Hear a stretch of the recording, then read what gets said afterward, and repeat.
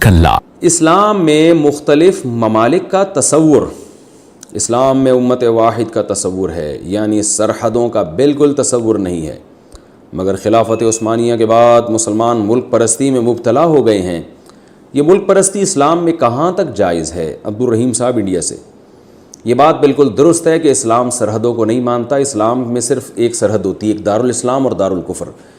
تو اس کے علاوہ کوئی سرحد نہیں ہے اسلام میں۔ لیکن بدقسمتی کہ جب بنو امیہ کی خلافت کا خاتمہ ہوا تو اندلس میں الگ خلافت قائم ہوئی، بغداد میں الگ خلافت قائم ہوئی، کیونکہ علامہ ابن تیمیہ رحمہ اللہ نے ایک بڑی پیاری بات لکھی ہے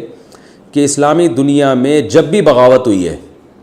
چاہے وہ بغاوت کرنے والے کتنے ہی نیک لوگ تھے اور جن حکمرانوں کے خلاف بغاوت ہوئی وہ کتنے ہی برے لوگ تھے، لیکن اس بغاوت کا انجام بہت بھیانک نکلا ہے، بجائے فائدے کے الٹے اور زیادہ نقصانات ہوئے۔ تو وہی ہوا ہے کہ بنو امیہ کے خلاف بغاوت ہوئی، بغاوت کرنے والے بڑے نیک لوگ تھے، لیکن نتیجہ کیا نکلا کہ اسلامی خلافت دو ٹکڑوں میں بٹ گئی۔ بڑی خلافت تو بغداد ہی کی تھی، پھر اس کے بعد بنو عباس کے خلاف جب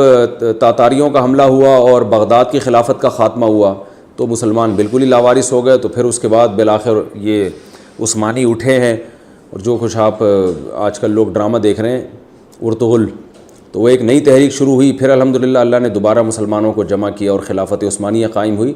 لیکن وہ بھی سارے مسلمانوں پر نہیں تھی۔ یہاں ہندوستان میں بہرحال مغلوں کی حکومت تھی،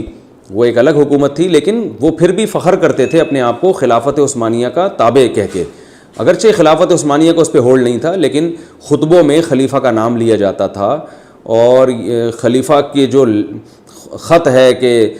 یعنی جو پرمیشن لیٹر آپ کہہ سکتے ہیں کہ پرمیشن خلیفہ کی طرف سے کہ بھئی آپ یہاں حکومت کر سکتے ہیں، اس پر مسلمان بادشاہ فخر کیا کرتے تھے، یعنی کسی حد تک اس خلیفہ کو مانا جاتا تھا،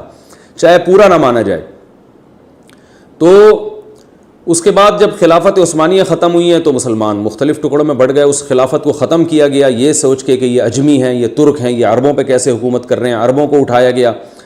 کہ بھئی تم ان سے جان چھڑاؤ، اور یہ مزار پرست لوگ ہیں، ان کی بڑی بڑی قبریں بناتے ہیں۔ یہ بات درست ہے کہ خلافت عثمانیہ میں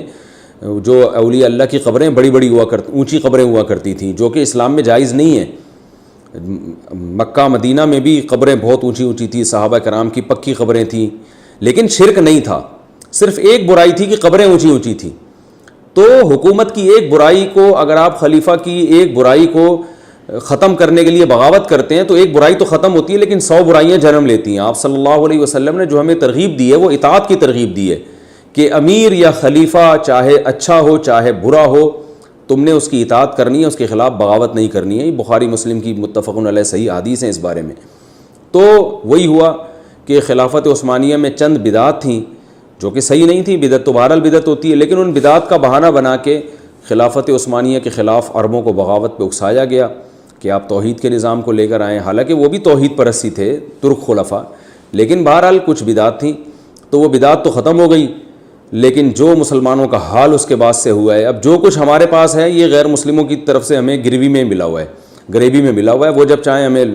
ختم کر دیں، ہماری توحید کو بھی ملیا میٹ کر دیں 2 منٹ میں جب چاہیں۔ تو جب تک خلافت عثمانیہ تھی بوسنیا میں کسی نے میلی آنکھ اٹھا کے نہیں دیکھی، فلسطین کی جو مٹی ہے اسرائیل نے کہا تھا فلسطین میں مجھے زمین دے دو، تو خلیفہ نے کہا تھا زمین دور کی بات، شاپر میں نا مٹی اٹھا کے لے جانے نہیں دوں گا میں یہاں سے۔ تو مسلمانوں کی طاقت تھی، قوت تھی، کچھ برائیاں تو ہوتی ہیں، آج کون سا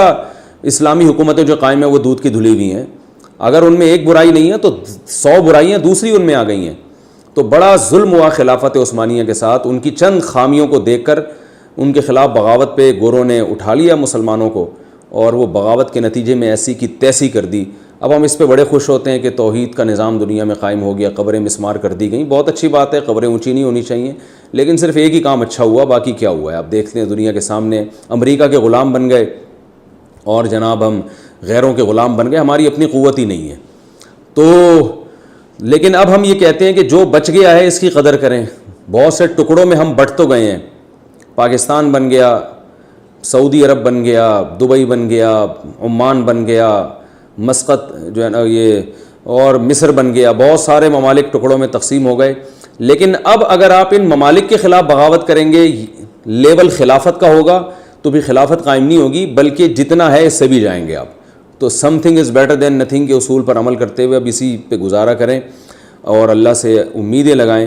کہ اللہ اپنی رحمت سے چاہے گا تو یہیں سے انشاءاللہ کوئی خیر پیدا فرمائے گا. لیکن اس بیس پہ اسلامی ملکوں کے خلاف مسلح بغاوت کرنا، یہ خوب ذہن میں رکھیں، اس سے خلافت نہیں قائم ہونے والی. اس سے جو ابھی ہماری پوزیشن ہے، اس سے ہم اس پوزیشن سے بھی چلے جائیں گے، یعنی یہاں سے بھی ہاتھ دھونے پڑیں گے. کیونکہ جب بھی بغاوتیں ہوئی ہیں نا، لیول بہت اچھے لگائے گئے ہیں، نتیجہ ایسا نکلا کہ پہلے سے بھی گئے.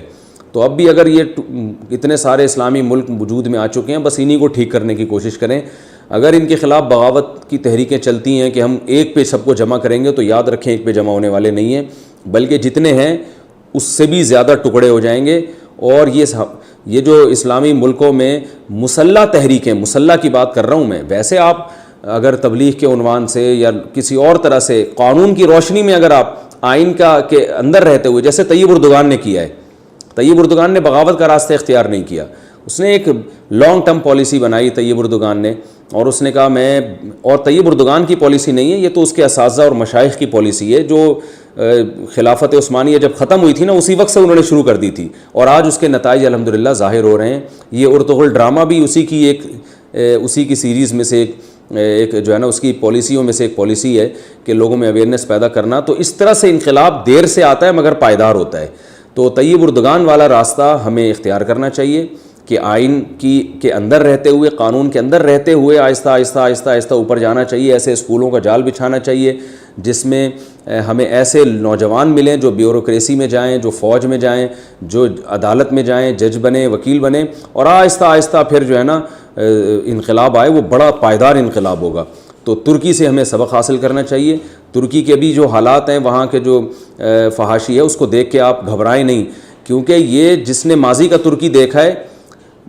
یعنی 40 سال پہلے کا اور آج کا بہت فرق آ چکا ہے. اور انشاءاللہ اگلے 20-30 سال میں بہت زیادہ ترکی چینج ہو چکا ہوگا، بہت زیادہ اسلام کی طرف ترکی آ چکا ہوگا انشاءاللہ. تو جس طرح سے محنتیں وہاں ہو رہی ہیں،